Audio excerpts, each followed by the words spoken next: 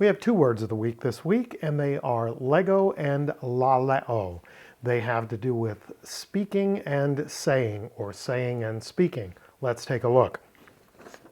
Lego is to utter words with the indication of what is said. In other words, it has to do with the content of a spoken message. Laleo is the faculty of speaking. So if lego is what I say, which is literally what it means, lego, I say, the emphasis is on what is being said. It's on the content. It's frequently used to introduce quotes in a narrative, and we're going to see that today, and brings us to our other verb, laleo, which is I speak. The emphasis there is not on the content of the speech, but on the speech act, or if you prefer, the act of speaking, the mechanics of talking. In secular Greek, we see this word, laleo, frequently used, I shouldn't say frequently, but used to describe chatter or babble. And it's somewhat of an automatopoeia, right? Laleo, la la la la la. It's talking without any concern about the content. But there's a strong argument to be made that it's never used as chatter or babble in the New Testament. And where people have interpreted it that way or tried to bring that definition in, it seems to be sort of serving a theological end. And I'm going to leave it at that, and you can do more digging and research on that if you so choose. But let's dig in Romans chapter 3, verse 19, and get a look at both of our words of the week in one verse. This is from the ESV with the Koine supplied. Now we know that whatever the law says, and says here is lege, present active indicative third person singular of lego, it says, it speaks, and then we get lale, which is present active indicative third person singular of laleo.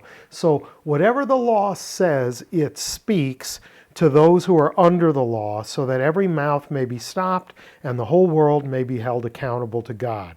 So the content we get from lego, from lege here, whatever the law says from lego, it also speaks, it communicates from laleo to those who are under the law. So notice we get the content in lego and the communication thereof in laleo.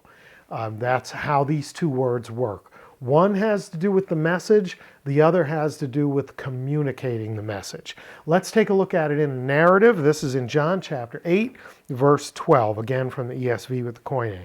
Again, Jesus spoke elalasen to them, saying, legon, I am the light of the world. Whoever follows me will not walk in darkness, but will have the light of life. So Jesus spoke elalasen. This is an aorist active indicative third person singular. He spoke.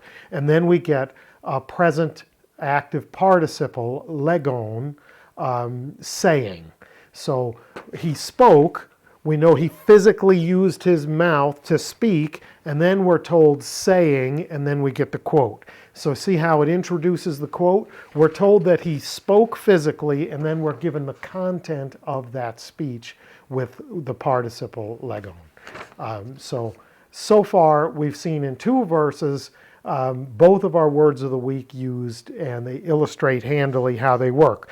The speech act followed by the content. Now here's the question.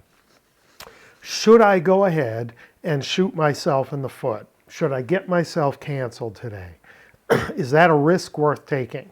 Well, I've always enjoyed the saying, if you're not living on the edge, you're taking up too much space.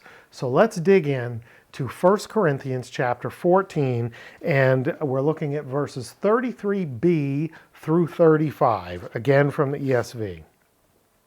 As in all the churches of the saints, the women should keep silent in the churches, for they are not permitted to speak, lalein, and lalein here is a present active infinitive from laleo. They're not permitted to speak, but should be in submission, as the law also says. Lege, just like we had in the previous verse, back in Romans 3:19.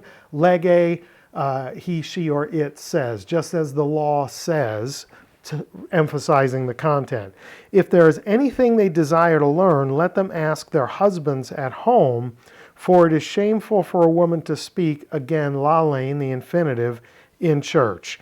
So, why am I bringing this up? Why am I making trouble? I'm not looking to make trouble.